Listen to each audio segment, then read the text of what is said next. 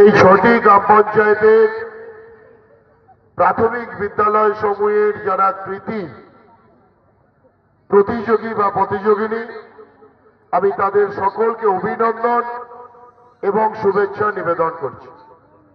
সাথে সাথে প্রতি বছর আপনাদের নিয়ম অনুযায়ী এক একটি গ্রাম পঞ্চায়েত এই সার্কেল স্পোর্টস করার দায়িত্ব গ্রহণ করেন। এবারে সেই দায়িত্বে আছে কাশবলি গ্রাম পঞ্চায়েত।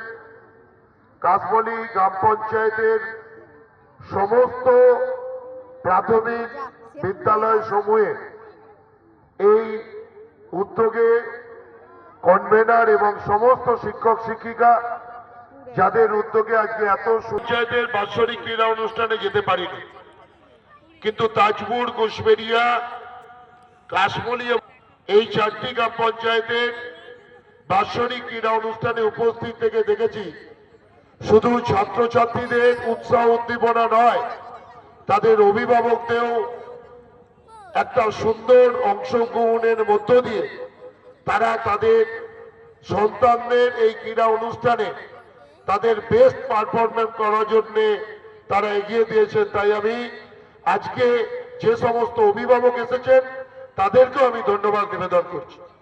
আমাদের আজকে আনুষ্ঠানিক পর্বে SI of school Khalna circle আছেন, পঞ্চায়েত সমিতির সভাপতি, কাশবলি গ্রাম পঞ্চায়েতের প্রাক্তন প্রধান সহ যারা উপস্থিত আছেন। আমি এই সার্কেলের কনভেনার যাদের সুন্দর উদ্যোগে এত সুন্দরভাবে গ্রাম পঞ্চায়েত স্তরের প্রতিযোগিতা শেষ হয়েছে।